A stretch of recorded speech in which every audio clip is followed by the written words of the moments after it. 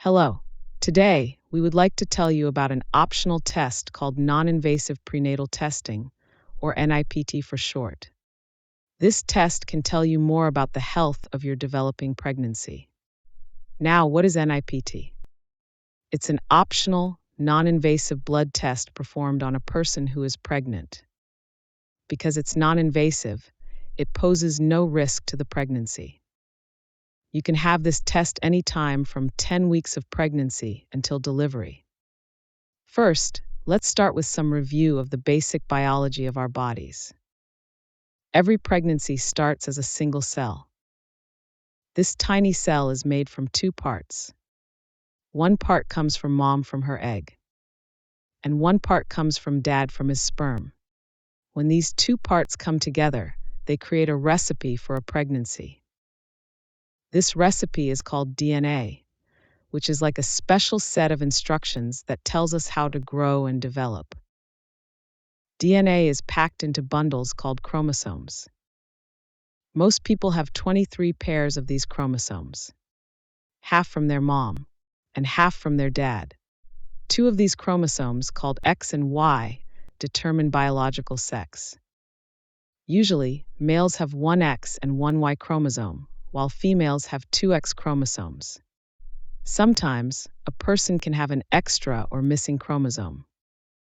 This can cause health problems and change the way they grow and develop. How does NIPT work? When you're pregnant, your baby is connected to you through the placenta. The placenta is a special organ that provides nutrients to your growing pregnancy. The test looks at tiny pieces of DNA from the placenta that are floating in your blood. These tiny DNA pieces can tell us about your baby's health. For the test, a small sample of your blood is taken. This blood sample is then sent to a laboratory. The results usually come back in 1 to 2 weeks. Now, what can NIPT tell you? The test mainly checks for 3 conditions. Number 1, Down syndrome. This condition is caused by an extra copy of chromosome 21 and can cause mild to moderate learning challenges and some health problems. Babies with Down syndrome may have different facial features and a higher chance of heart issues. Number 2, Trisomy 18, which is sometimes referred to as Edwards syndrome. This condition is caused by an extra copy of chromosome 18. It is very serious and can cause major health problems.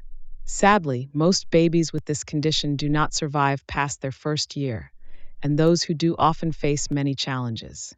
This condition is less common than Down syndrome. Number 3, Trisomy 13, which is a rare condition that is sometimes referred to as Patau syndrome.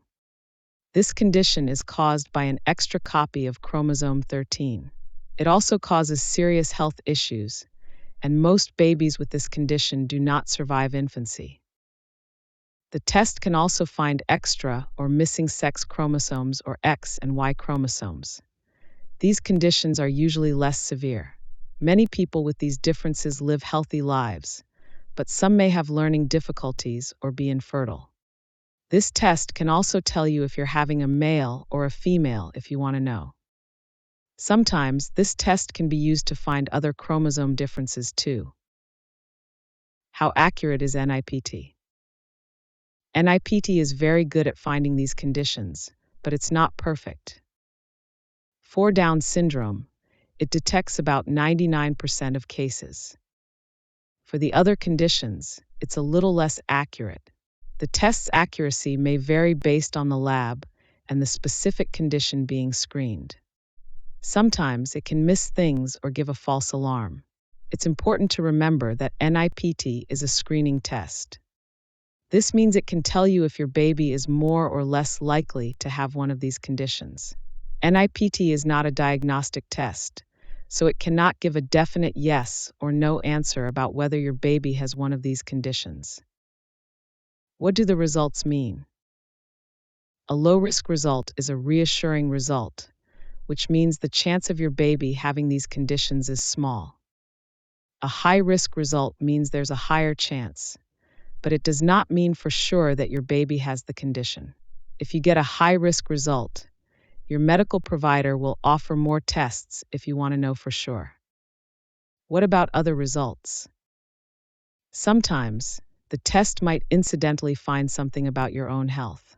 This could include unexpected chromosome differences or even cancer in you. This is very rare. It's just something to know as a possibility. If your NIPT results come back high risk, your provider will explain what it means and what to do next. These could include diagnostic tests like chorionic villus sampling or amniocentesis, which are more invasive and involve using a needle to take a sample directly from the pregnancy. These optional tests can provide a definite yes or no answer. Is NIPT right for you? Deciding to have this test is completely up to you.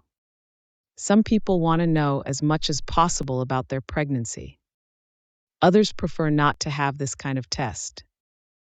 Some reasons you might choose NIPT. You prefer a non-invasive option over more invasive tests. Or maybe you want to know as much as possible about your baby's health before delivery. Some reasons you might skip NIPT. You would not change anything about your pregnancy based on the results. Or maybe you would rather wait until after delivery to learn about these conditions. Things to remember. NIPT does not check for all possible health issues. It cannot look at physical birth defects like heart problems. Because this type of screening does not test for all conditions, it is still important for you to have an anatomy ultrasound. Remember, NIPT is just one way to learn about your pregnancy. It's up to you to decide if you want to have this test or not. There's no right or wrong choice. It's just what feels best for you and your family. Take your time to think it over, and do not hesitate to ask for more information.